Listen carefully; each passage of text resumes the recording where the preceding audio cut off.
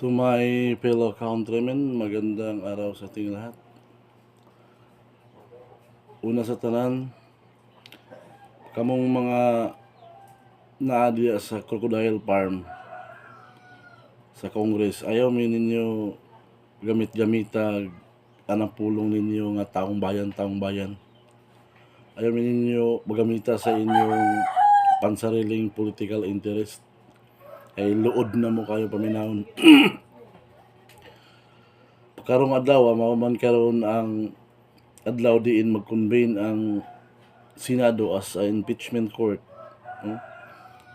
Magbantay tang tanan, maglantaw tang tanan kay para atong mahibawan og unsa ang mga pangitabo sulod sa atong Philippine Senate. Kay grabe na kagubot. Kunya ang Senate karon mura na nagtag of war. Bunot sa minority, bunot sa majority para mahimong majority ang minority, no? Nag-ilog gid sila kung kinsay mahimong Senate President, no? O sa impeachment trial nga may tabo sa Senate, importante kayo ang role sa usa ka Senate President. Kaya siya man ang mahimong presiding officer. Unya, siyempre kailangan nato og abogado. Lisod sa kayo ang mag-presiding sa officer diya sa impeachment trial, dili abogado nga senador. Sagpa kay na sa mga tao, samot pa ng sagpa ninyo diya mga senador. Magbutang mo og Senate President ninyo nga dili abogado. Mao nang karong adlaw na mga rumors nga magpuli-pulihan kuno nila sa Cayetano o maminaw lang ta kung unsa ni ka tinuod chismis pa man pero dili na to underestimate ang possibility nga makuha nila pagbalik kay nung nagingon nila nga nipis kayo ang manipis ang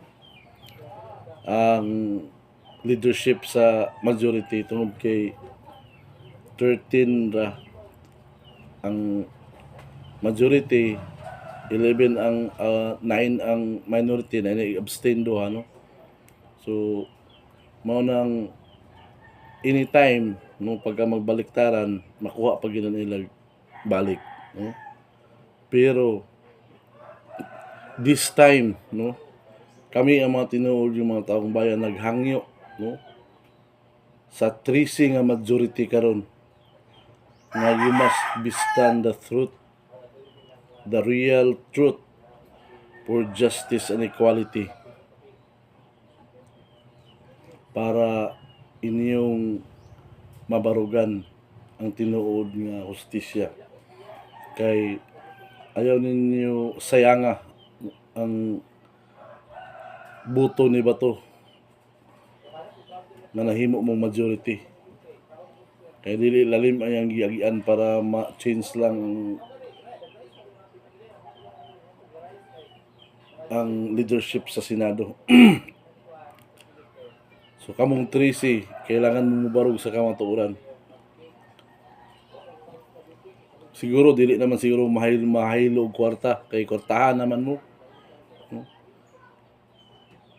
Barugi ang inyong kanang baruganan para sa katawhang Pilipino, para sa tinuod na kausaban sa itong nasod.